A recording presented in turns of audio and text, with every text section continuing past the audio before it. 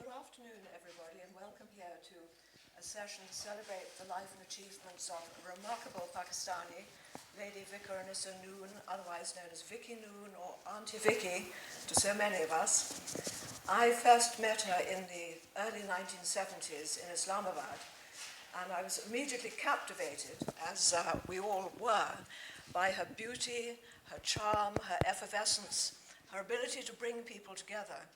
But underneath that charm, there was a sort of steely will, and she got things done. If whoever wanted to get something done, you turned to Lady Noon. And that's what we're going to be investigating and talking about this afternoon, what she actually did for Pakistan, and it was the most remarkable achievement. She was born in Austria, just to give a little bit of background. She came to England as a girl, and in London met Sir Feroz Khan Noon, who was then the High Commissioner for India. She went back to India and married him in Bombay, and was involved in the independence movement, working with him. After partition, she moved to Pakistan and supported him in his political career, which culminated in his being Prime Minister. But apart from being a very supportive wife, she also had a completely independent life of her own, following her own interests, and she did this with remarkable success. And it's that we're going to look into. So let me introduce the panelists who are going to do this with us. First of all, Salima Hashmi, who is a very well-known artist, painter, curator. Has taught art, was the principal of the National College in Lahore, and has also been an activist in many fields, including politics.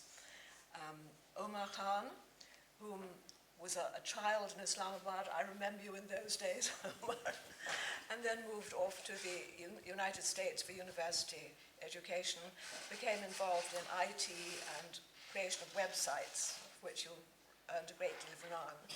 But your out-of-office interests are the ancient history of the land that's now Pakistan, also photography in the British Indian period, and various other ephemera which you've collected, in fact, just spoken about. So we're looking forward to having your contribution very much, which is going to involve radio clips. And Dr. Paul Flather, who's had a very, very wide-ranging career from journalism to politics to education, and has been involved extensively in Europe. He worked for the Open Society Foundation, set up a variety of Soros programs, and was from 2000 the Secretary General of the Europeum. He's currently a Fellow of Mansfield College, Oxford, and all this goes to show why Vicky wanted him to chair her educational foundation, which he has done very successfully. It's the 25th anniversary of the establishment of her foundation, which provides scholarships for Pakistani students at Oxford and Cambridge. And to celebrate this 25th anniversary, I'm going to ask you to lead, Paul, and tell us how you came to be associated with her and how the foundation has been going. Okay, thank you very much. I'm really happy and delighted to be here to celebrate the life. And I think it's right that we call her a remarkable lady. And I've put lady in capital L because, of course, she's a lady in several senses. Some people don't like to be called lady nowadays because it's sort of not considered, feminist enough. But I think she would, if Vicky was here, she would say, I'm a lady, and capital L definitely. Rosemary's given you a bit of a feel for what kind of person she was. I mean, full of energy and understanding. She loved, one of the things I want to say, that she really loved Britain. I mean, she was educated here, and she was brought up here, and she was working, I think, in the High Commission when she met the dashing Feroz Khan Noon, and they fell in love, and she married him despite knowing that he was already married. And I think that is, that's number one attribute, that she had to cope with that. And that's not easy, even if you're brought up in Muslim culture, I think, if I can be brave and say that. And then she followed him home, as Rosemary said, and in a sense found a third home, because Austria was home number one, obviously not a good home in the 20s and 30s, having very troubled and having taking the wrong side in history, if we might say that. Loved Britain, and always remembered that, and then goes to Pakistan and loves Pakistan. And what I found quite interesting, and we might discuss this later, is here is a woman who loves Britain and yet is so active in the civil disobedience movement. So she must have been torn in some ways. And that wish to be, let's see if I can make this work. There's an image of her. This must have been, troubling for her, but she knew what mattered most at that time. I want to remind ourselves that she was essentially a social worker. So when she met people, including myself, including others here who will remember her, she could understand us. She had the kind of empathy, and it also allowed her to see what made us tick and in a sense get results for her many projects. And certainly you asked me when I first met her, it was at one of her famous parties in Lahore, and she used to work the room as I think no politician does, even better, but in a very gentle and enthusiastic way. And I can remember she came up to me and introduced herself, and then went and reclined on a kind of a chaise longue and said, "Darling, come and talk to me," It was a kind of instruction that you don't refuse. And that was actually how she got me to be the chair, because she came up to Oxford and said, "I'm coming to Oxford and you're having tea with me." And I said, "It's a particularly busy day." I was head of international affairs for the university, and I had a lot of visitors all the time and things to attend to. And she said, "I'm having tea and we're going to the old parsonage," which anyone knows Oxford is a very English and quite a well-known haunt. And "I'll be there at 4:00, and I sort of felt I had to change my diary, and I was there. And the next thing I knew, when I was left, I'd been inducted into the foundation, which I said I'm far too busy to do. And then my first meeting, I was ambushed and turned into the chair. This is the handsome man that she met, and she supported him enormously with her parties and her social skills, and also very actively in the politics. And as Rosemary said, she was arrested 3 times in her work in the civil disobedience movement. But afterwards, after independence, she didn't stop. She became chair of the Red Cross. She helped refugees from the fallout of the partition. And of course, when they were posted to Dhaka, she set up her famous, I think I've got it, is that the one? No, that's the art, I've got one coming later of her, there we are. She set up this wonderful school for girls in Dhaka, which is still going now. It's very kind of famous. And she was a real character and a real figure. And even though obviously the star of Feroz had declined, hers in a sense didn't. And she was much in demand and involved in women's movements, women's associations, and very active. So she was a real first lady, I always kind of think. Going back to that word lady, and people wanted her. And how interesting that when Zia came to power, he asked her to be his minister for tourism and culture. So she had such a reputation. Again, you remember her husband was deposed in a coup. So she wouldn't have been enamored of the army, but she would have understood quickly how Pakistan works. And, you can't wave a wand and have, a perfect democracy. You've got to work with where you are. And she loved the country. I want to say she was a real patriot for Pakistan throughout. She, oops, I'm going the wrong way, sorry. I haven't got, oh yes, I am going the wrong way. I haven't got this right. Now what have I done? Can we go back? Confusing. I want to paint that picture of this kind of wonderful woman who does so much. And she had a house in the hills in Abbottabad, and that gave her a feeling. And I do feel that in time, people will see Pakistan as one of the great places to visit for tourism. That's what I'm doing wrong. Okay, so. This is one of the things she founded, and you're going to talk a bit about that, I think, It's a lovely portrait of her. We haven't got too many images, so one of the things we might do is to try and, if people know about her or have got anecdotes, I've long wanted to collect information about her, and we can put it up on our foundation website. This is, a meeting that, as the Minister for Tourism, she had to get, I found this image, so she had to get out and about, and she met all kinds of significant figures. I've told you about that. And then really I want to, in the last few minutes of my talk, focus on her legacy, because not only did she do all these wonderful things, and she was a networker, and she brought people together in that wonderful way that happens in these parties in Islamabad, in Lahore, and in Karachi. But she then received money from relatives in Austria. These relatives also were childless. She and Feroz were childless. And she could have utilized the money in any number of ways, but she chose to, in a sense, live out her passions. And her passion was love of Pakistan, love of young people, and a recognition that education really matters. And remembering that love of Britain that I mentioned earlier, so she set up a scheme that would take brilliant young Pakistan scholars to Britain to study at two great universities, Oxford and Cambridge. And what is her legacy 25 years on? Well, 25 years on, we can be proud that more than 200 Pakistani students have been supported through her legacy.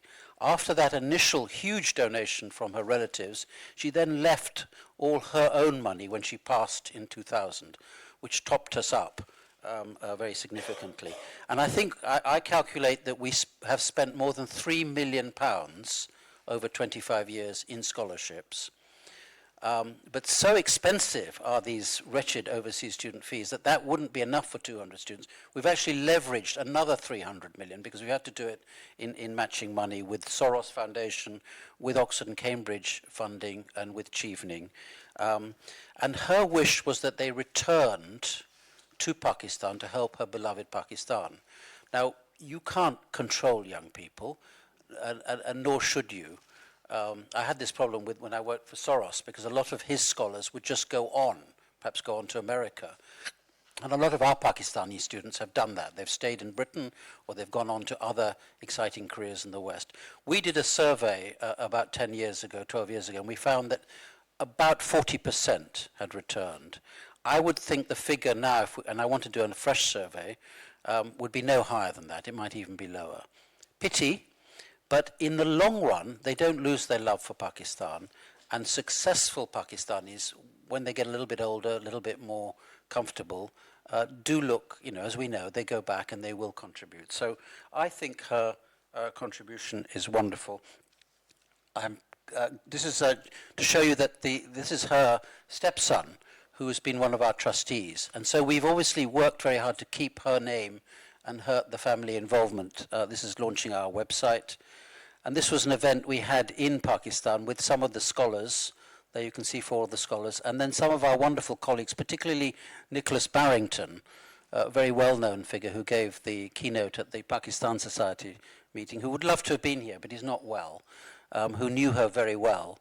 And then you can see Manzoor Noon there, and Humayun and various other people, Haroon, who've been helpful. This is just a typical scene of scholars and friends that we have at an annual reception. And this was our 25th anniversary dinner, and that is the High Commissioner speaking. We had this at St. Peter's College. I've got a couple of paintings of hers, but I don't think, we can put them up when you speak, rather than me speak.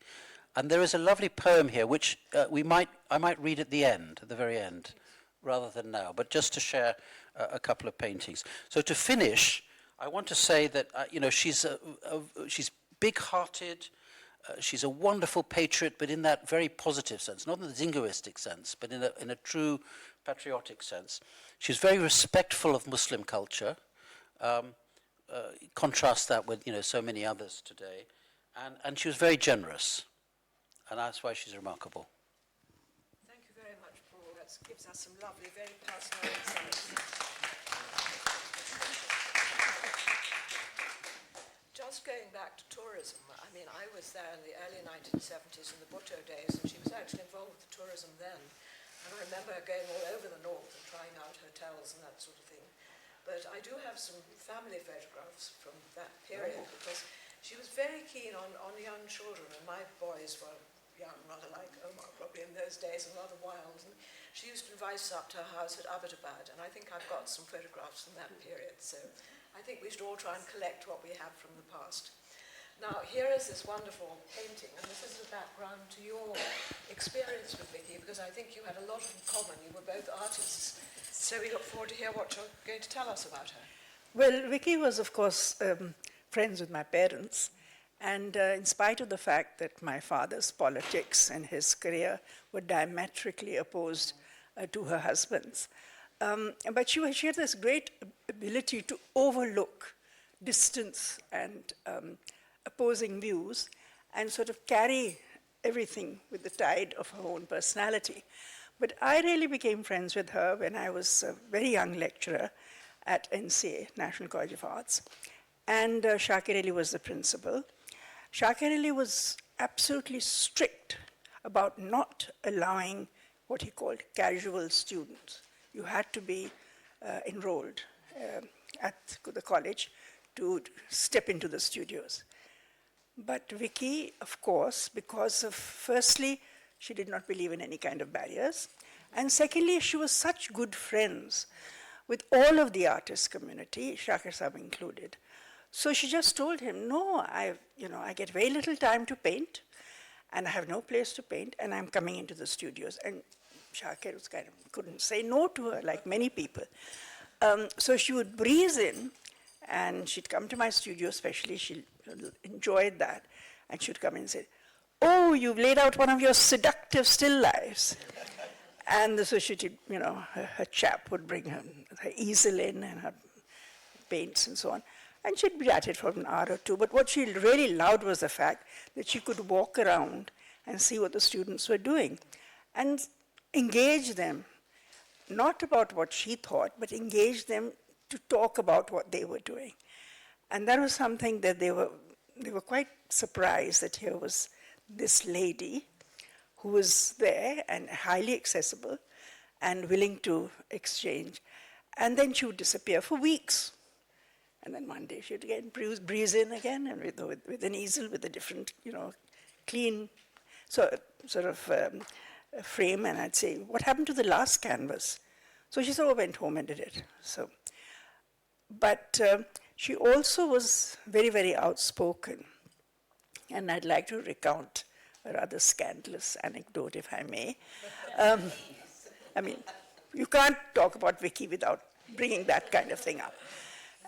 So there was this exhibition of Chuchtai's art, which was organized by his family at the German, I think it was a German embassy, because they had quite a nice space. So by that time, it became quite apparent that there were a lot of fake Chuchtais around in the market. And so out of sheer curiosity, I decided to go along and have a look to see whether these were all genuine. So as I walked through these sort of, all the display, it became increasingly obvious that a fairly large number of them were suspect, to my eyes anyway.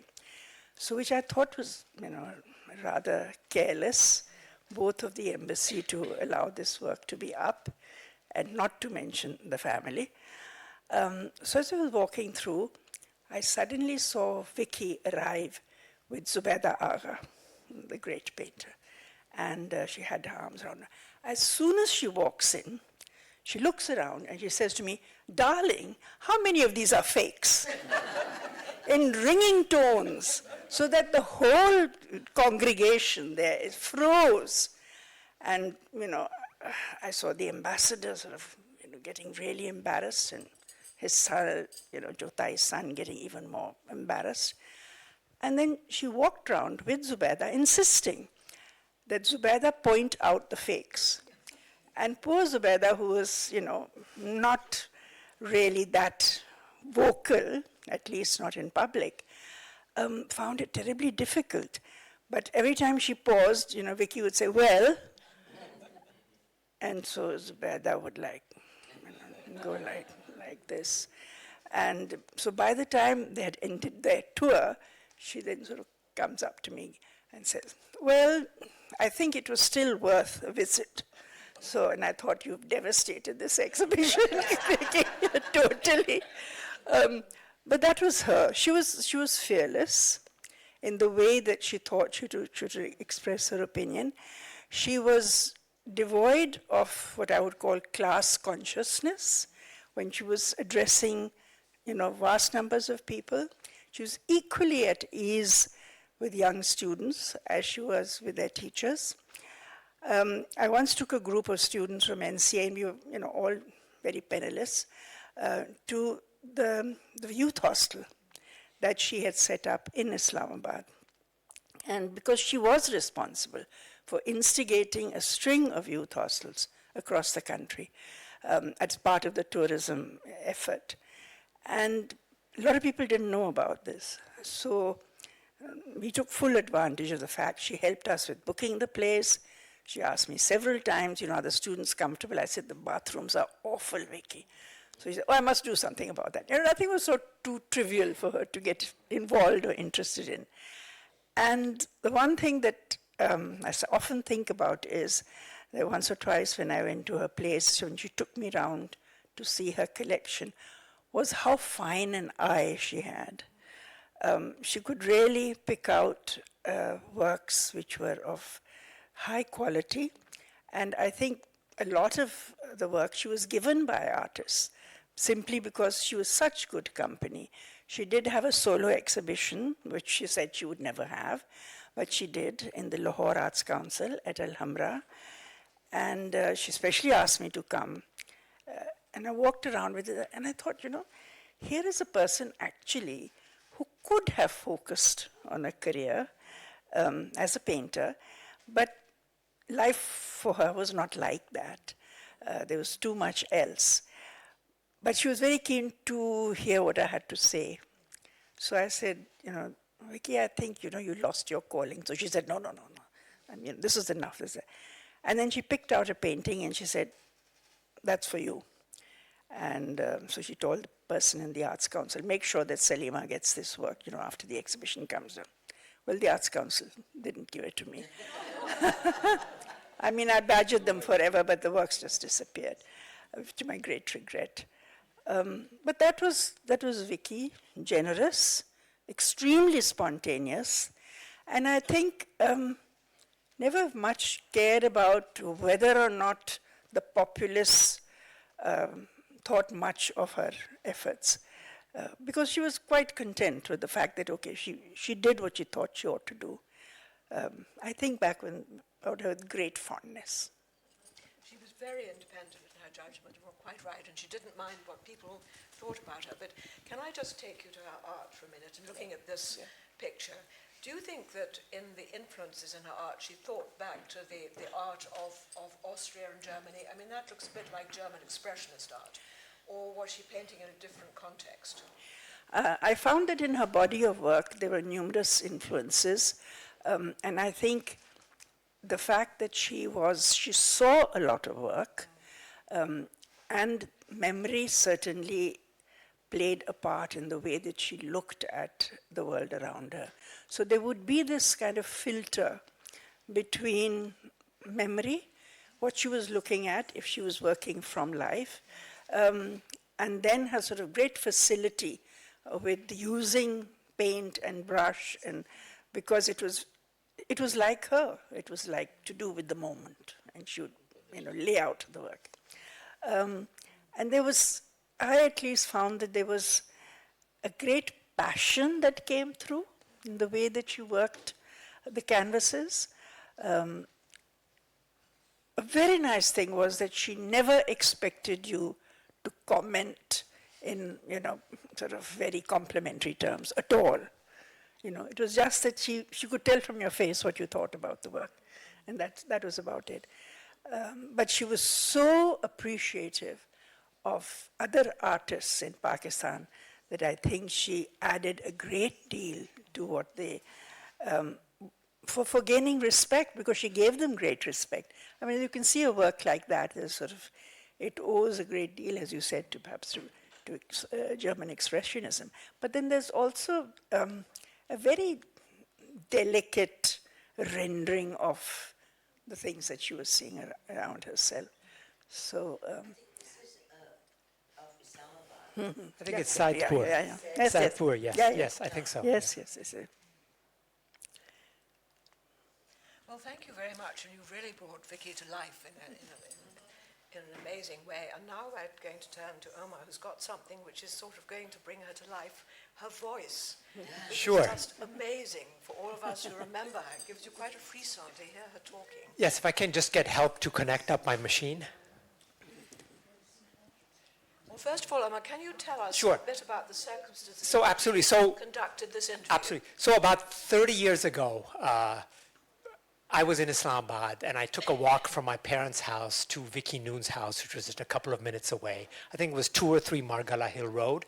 And I had just returned to Pakistan. I was looking to interview people about partition and the independence movement, and she was one of the very first people I interviewed. So I'd like to play for you a couple of excerpts, 5 excerpts of my interview with her, where she recounted her history and her story and Mr. Jinnah and partition and what happened then. And I found her very intelligent, a steely point of view, as you all said. It's funny, I grew up a little bit in Austria, and I know she was born in Austria. I was looking forward to talk to her in German and talk about Vienna. She would have none of it. She was like, I'm English, that's all we're talking about. Although you will notice that she still has an Austrian-British accent. And when I noticed in her living room, there were a lot of little Austrian objects up and little porcelain pieces that were very familiar to me. But anyway, as you said, she had a certain point of view and things. So let me see.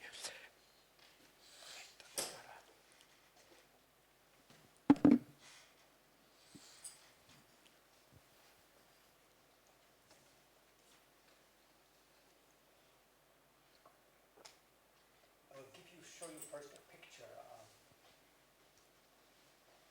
that. Let me just sort of put this on for a second. So this is, yeah, you have to just connect 1 second. So this is a picture I took that day. I think it was December 4th, 1989, and it shows her. And next door is her husband, Sir Feroz Khan Noon, in a postcard from 1947, and this is her on the left on that day when I sort of interviewed her. And now let me see that I can call up the audio bits properly.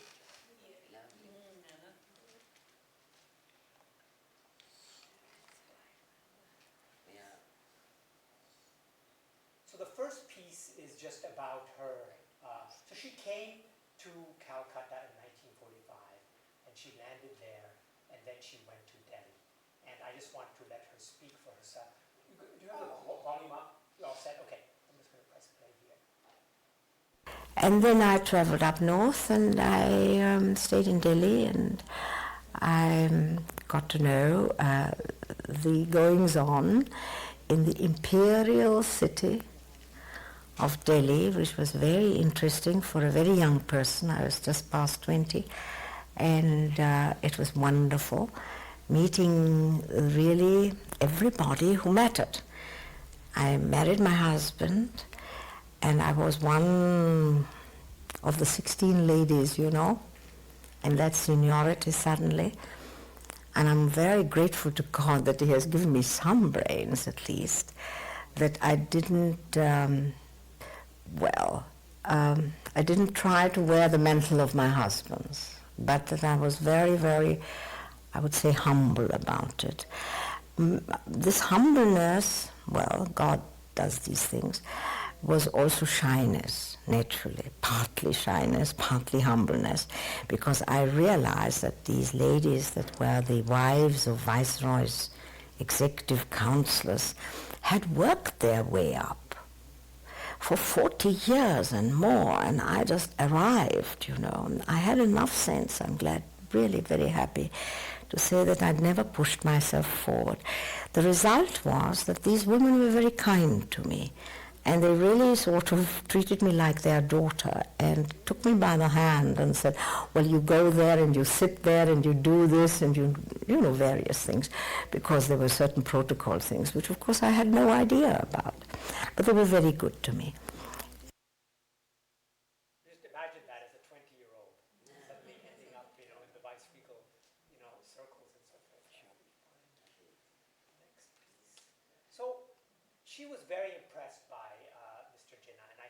really sort of noticed, obviously meeting him in many different situations, the impact and effect that he had on young people. And some of you mentioned about how she herself was a teacher of young people, and I think she noticed that his charisma, and I wanted to say a few words about that, and the motivations for the Pakistan movement, and let her speak there. Now there, in Delhi, I got to know Mr. Jinnah, because my husband was a very devoted follower of Mr. Jinnah's. And he did that not because he wanted something, because after all he had everything. He had been High Commissioner in England, he had been a minister in the Punjab before, one of the youngest in the whole of the subcontinent. He believed in it. He believed in the necessity, I would call it really the necessity of Pakistan for the Muslims of the subcontinent, because he's sitting at the absolute nearness to the throne, you see, as a real cabinet minister of the Viceroy, realized how starved these areas were of every economic development that took place in the subcontinent. It's very interesting. I never forget when he came home one day and said, well, it's just no use, we have to have Pakistan. And it was really, you know, was very impatient and very unhappy, and he said, well, we just have to have it. I said, why? He said, well, you see, we're fighting for one textile mill, and we wanted it to go to the Punjab, because we have the cotton there. No, again it would go to Ahmedabad. So he said, we can't go on like that, because they are starving us, you see. Now there is a big argument today even about why did the Muslims need a separate country. Some modern thinkers say it's mostly because of economic starvation. The Muslims just couldn't. It was economic starvations coupled with educational starvation, all right? Others say no, ideologically. I'm the last person who would give a verdict on that, because I couldn't. But I know about the economic starvation, definitely. But ideologically I wouldn't know, because I have never lived in the heart of India to know how the poor Muslims would have fared, you know, if we had never separated. So then I asked her about, was Mr. Jinnah willing to compromise around Pakistan? I think this was just after Aisha Galal's book had come out, and there was a sort of controversy around that issue. So I asked her that, and this is what her response was. Ah, if they had only given, you know, what had been asked of them, certain guarantees and everything, probably Pakistan would have really never come about. But they were so narrow-minded, and then they lost it all. Like how? Like what? Well, in the Simla conference, for instance, we were up there, and I was there with my husband, and of course Mr. Jinnah, Miss Jinnah, and they had these, I mean, these are now recorded things. I mean, these are not things that you need to get to know me. But they were just narrow-minded, you see. They weren't big. If they had been big and done what Mr. Jinnah asked for, probably we would have had a very loose but a big federation. That would have been probably, there's very little in the center, you know, a loose and pretty independent, but still a federation. But they didn't go that way, you see. Mr. Jinnah was really trying his best to accommodate.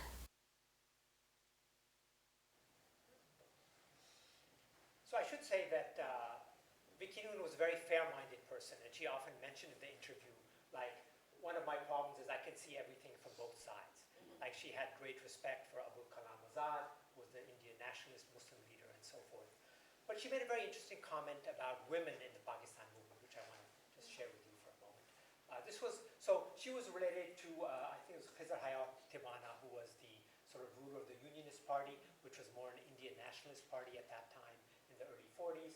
Through her husband, she was related to him, and she was sort of then campaigning for the Muslim League and talking about the Unionist Party and the Muslim League and how they sort of took followers from different men and women, and I just wanted to share those comments with you. You know, it's very interesting. That's my perception, I may be wrong. The men, the vote also showed it. The men were still much more for the unionists. They had jobs and things like that, you know. Funnily enough, it was the women's vote that limited electorate. There was a limited electorate, you know, in the sense that you have to know how to write your name and you had to have a little property, you know, and so on. But that limited electorate, the women, I would think, voted 80 to 90% for the Muslim League and for Pakistan, because the women were more aware about worrying about the future of their children, while the men, they were more worried about tomorrow. And they had their own businesses and things like that, and they hadn't as much vision, or shall we much sentimentality, or as much heart, shall we say, as the women. Now, please remember, I'm not a feminist at all. They were thinking about the future of their children, that they will be able to be free. I have a feeling there was always this feeling of suppression in them, economic as well. Not religious, of course, no. But certainly there were less chances for their children. Women were not so stupid. They understood that very well. They understood that. I know it because I went around with them.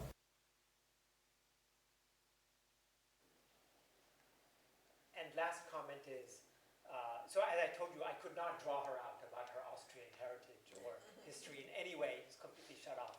So I asked her, you know, about her sort of background and let her sort of speak for herself there. You see, I don't belong anywhere, originally. So being in England, and coming from England, coming to Pakistan, I mean to the Indian subcontinent, I'm really between everywhere. But my roots have just grown here. So that's it.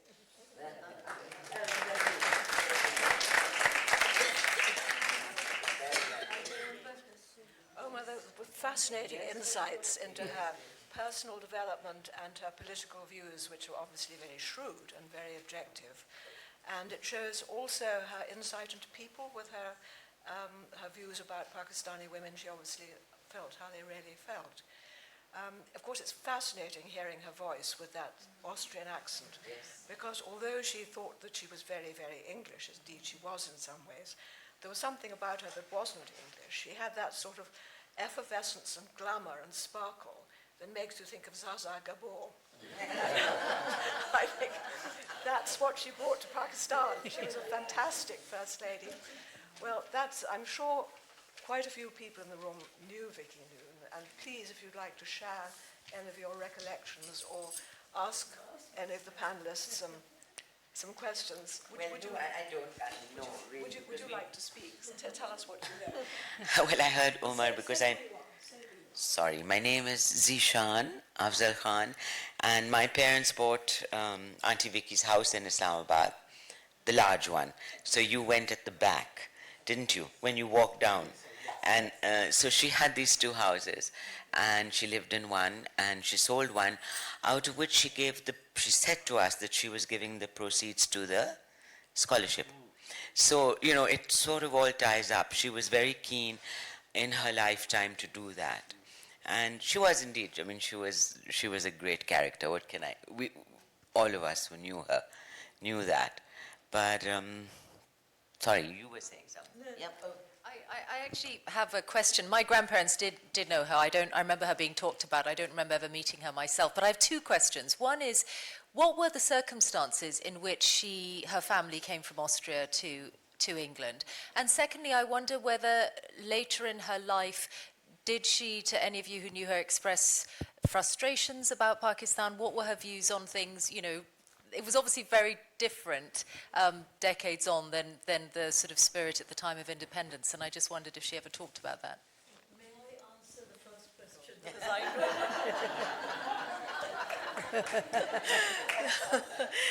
know. I remember, Auntie Vicky very well. Oh, sorry. Well, I'm Misha's mother. Shama Hussain. I remember Auntie Vicky, and I remember my father always saying, "Oh, Victoria," and then he used to say, "Oh, she's Jewish." So that was the background, and he loved teasing her and calling her Victoria, which he didn't like at all. So they were refugees? Yes. So they must have been refugees, yes, but she didn't want to talk about it. But she came very young, so it was before, they must have anticipated the way things were going, I think. Because I think she was educated from a very early age in Britain. I mean, we don't have all that detail, and we can reconstruct it collectively, because that's, I think, one of the things that I hope might come out of a session like this is not only jogging all our collective memories, but sharing and documenting it. Yeah. But it's a relevant question. I mean, the existential reason is clear. The detail about why they were so prescient. Because certainly, I mean, if you read the book, the hair with amber eyes, I mean, that documents Vienna as being the quintessential, cultural heartland of Jewish life before the war. So even during the First World War, things were switching, and then obviously they go towards the Anschluss, but we're talking about the 20s. So I think they anticipated it. Yeah. May I also say, Umar, in your photographs, you didn't have, or was it you, Paul? She had a school in Rawalpindi as well, called, and I remember she wanted my mother to become the headmistress, and my mother said, I'm not of that, I couldn't do that. But we have Naz here, sitting there, whose mother actually did become the principal of Viqarunnissa school, which was very successful, and she was the principal for years and years. Yeah, the school still exists. I'd just like to interject here that when she was talking about the role of women in the success of the Muslim League, there's no doubt that her later work, which was very involved with women's development and education, she probably noticed, and this is something that Aisha Jalal mentions in her book, that once Pakistan had happened, the women then were pushed backwards rather than forwards. And they did not have the kind of political role that they had at the time in which they voted for the Muslim League. I mean, they were sort of bolstered by the leaders and so on as being terribly important and in the vanguard. And that was totally reversed after 1947. And I think Vicky probably was very keenly observant of this phenomena. And therefore, her constant work for education for women, doing all kinds of organizational setting up. She played a part in the Red Cross also. So there was all of that, which I think she tried to remedy something that she There was some All India, All Pakistan Women's Association. She helped to, she was, but here is the puzzle, because, under Zia, it went even further back. Yes. And yet she was the minister. She interacted with him. She, had to do, so she had to ride a lot of different horses and manage it. And I think that, one has to do that in life from time to time, and she obviously managed it with skill. And I think that comes out from her early life, leaving Austria for whatever reason, we don't know why. But she was a born survivor, and she dealt with whatever regime she found herself in to the best of her ability, giving enormously generously to everybody around her. But as far as I know, the biography hasn't been written. It should be written, and I think it would be lovely to gather together everybody's recollections of her and build it up as a sort of mosaic. Now, I think in the Lahore Literary Festival in February, I think I'm right in saying there's going to be another session on Vicky, perhaps a longer one. So perhaps we should all think about gathering our memories together and perhaps after the second session producing something on her as a fitting tribute to a most amazing person. Maybe one of your scholars could write her biography. We can try. Yes, good idea. Would you like to read a poem you suggested? Are we at that stage? Or I has think anybody more. else got anything they'd like to ask? I think we have another 5 minutes, 10 minutes. So any more comments? room is small enough. I think she adopted and guided an Iranian lady who came to Pakistan and led her to do a lot of charitable work.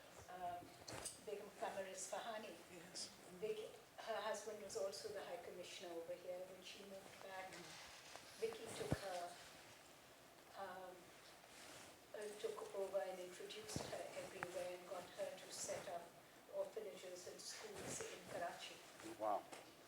That's correct. I mean, I remember Qamar Isfahani. They were two very beautiful ladies, and they used to go off to Hungary to spar. Yes. Do you remember? Come back looking even more beautiful. Yes. She's also even very close to Abu Dhabi. Yes, she was very close to Abu Dhabi. Would you like to say a few words? No, I just like to add that she was very close to Abida Hussain.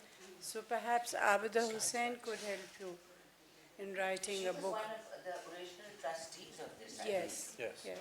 Abida Hussain. So Abida could help you write a book for her.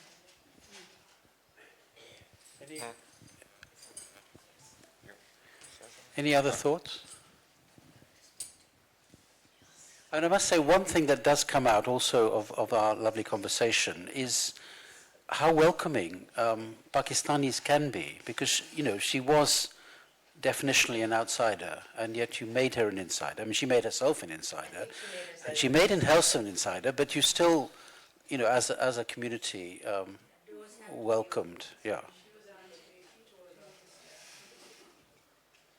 So terrific, and her parties obviously helped. I mean, I can remember the kind of excitement during the day, as you said. We're going to Vicky's party, and people will come. Are you going? You know, and I wonder who you're going to meet there. Who's going to be there? Everybody's going to be there, darling. You know, it's going to be the party. And for someone from like me, sort of, you know, ingenue from outside, you know, being introduced to all these wonderful people and having these wonderful conversations. I mean, really wonderful. Not just, you know, normal run-of-the-mill stuff, but really, and of course she probed you. She really did probe you, and that is what you're going to say something, but the social worker in her, I think, you know, she just could get inside you, and you couldn't say no. You really couldn't say no to her invitations, her projects, and so on. And she, I mean, you all met her as well, but you know how she networked you. She'd say, you know, you must meet, you know. And if something didn't come out of that, you know, she would, she didn't, she wanted to know afterwards. She had that ability to, you know, and I think that's another wonderful quality. Conversation, she was with you, her eyes met you, I believe she forget. No. I remember once at the wedding, she was wearing this beautiful Kundan set, which was very glamorous, you know, and for a European to wear such a big thing. But she carried it off, and I said, gosh, it's so beautiful. She says, you know, this is Kundan.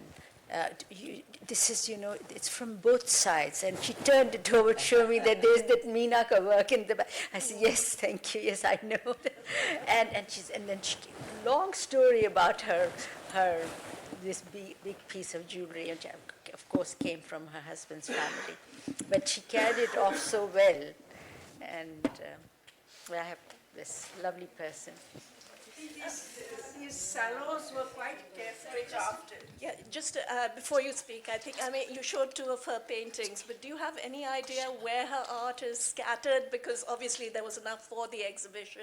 So I just wondered if anyone had kept up with where her paintings are at the moment. I tried very hard, but I was told that it was all sent to her house. And that's because I was trying to retrieve the one that was gifted to me. And in fact, when I told Vicky subsequently that, you know, the painting that you had gifted me disappeared, she was really furious. She tried very hard to figure out where it went, but nobody knew. I really don't know where her work is currently and whether it is, you know, with the family or who owns it. But it's a pity, really, yeah. So I really don't know. But I was just going to say about these parties, they were in the sort of tradition of the salons that she crafted very carefully, because there used to be a smattering of people who didn't belong. They would often be writers, or they would be artists, people who socially probably didn't belong to the groups that she was moving in. But she crafted it, she crafted it very carefully and made sure that those who she'd invited as the usual guests got to meet the ones, that would not have met. So in that, I think she was performing a kind of a networking which otherwise was absent from public life. And she would do it in her private space, which is very intelligent of her. Because, and talking about the ministership during Zia's period, I think probably, A, you didn't refuse Zia-ul Haq if you wanted to continue to be who you were. And secondly, she genuinely thought that, okay, she could get something out of it and do some good, which she managed in her own, very confined areas. She did manage to do a lot of things, like setting up youth hostels and so on. Yes, it was slightly separated from the main political annex, yeah. So going to that, I worked with a German missionary who was Austrian originally. And she worked with all the prime ministers and presidents from 1960 till she passed away 3 years ago. And I asked her, I said, which leader did you find the most successful? Because this lady eradicated leprosy in Pakistan, Dr. Rutbao. And she said Zia-ul Haq. So I said, how could you say Zia-ul Haq when there was so much repression and he took us back 30 years? And she said, when a woman approached Zia-ul Haq and would put a woman's point of view across, he would actually take it further. So he said, what Zia-ul Haq did for health in Pakistan, and I managed to work in Kashmir and Balochistan and the northern areas, I would not have done under any democratic. Well, she doesn't know that, did she? Too high a price to pay for Zia-ul Haq. We have a comment here as well. I better stand up. Since Shama prompted me to say something, because my mother was associated for a lifetime in that school, and all I remember as a child is visions of Vicky Noon coming for governing body meetings with Shama's mother, parents, sometimes tree planting ceremonies. So there was just a very glamorous figure that suddenly lit up the whole school when she came. And my mother, of course, worked very closely with her for many years. So it was just, that's the reason I came to this talk. And actually to just say a word in recognition of that association and the establishment of a school that really, because my mother also had a passion for education, like Vicky Noon did. And together with Shama's parents, who were always there, they created something that actually has survived and lasted over the years. So it's just a tribute, really, to everyone of that generation. I think it is a tribute. Well, thank you very much, because that sort of personal recollection is so important. Would anyone else like to add anything? I was going to ask Paul if he was going to read the poem. Yes. Right. Okay. Before I do, it's not a magnificent poem, but it is a poem that captures her. It's written by Raja Changiz Sultan. I don't know if anyone knows him. He worked with Vicky when she was minister, and he became a great fan of hers. Such a great fan that he wrote this poem in honor of her. Before I read it, I just thought, because we can share it as a closing moment, I just want to say that Vicky died in 2000. The trust, the legacy, which goes on, and I think is forever, which is beautiful, was already 5 years in running before she died. So she did have a chance to meet some of the scholars that she'd supported, and I know that gave her enormous pleasure. I mean, really enormous pleasure. I don't know that she thought, because how can we think that we would make it, I think we can say, Rosemary, successful, so that it's now always going to be here, because the money, I mean, unless there's a Wall Street crash or something, but it's locked money. We don't spend the endowment. In fact, we grow the endowment. Our problem is that Oxford and Cambridge keep increasing the fees, which is very annoying, So we're going to have to do something about that. But that is her legacy, and it gives me great pleasure to think about her having had the pleasure of meeting some of our scholars. So this is a poem in tribute. So here goes. Opening new schools or the Red Cross providing flood relief in far-flung corners instead of skiing in Semarang or Davos or playing host to all kinds of foreigners. She turned a few heads when she was young, then married a good man who led a nation, and ere she's history and her songs sung, she'll remain a source of true inspiration. Who else could have headed a foreign mission or offered scholarships to those in dire need without taking an arm or a leg in commission to satisfy some insatiable demonic greed? Or lasted as the matriarch of tourism long? Had she no love for our mountains and sea, knowing the country needed to be strong, were we to remain independent and free? She turned a few heads when she was young, then married a good man who led a nation, and ere she's history and her songs sung, she'll remain a source of true inspiration.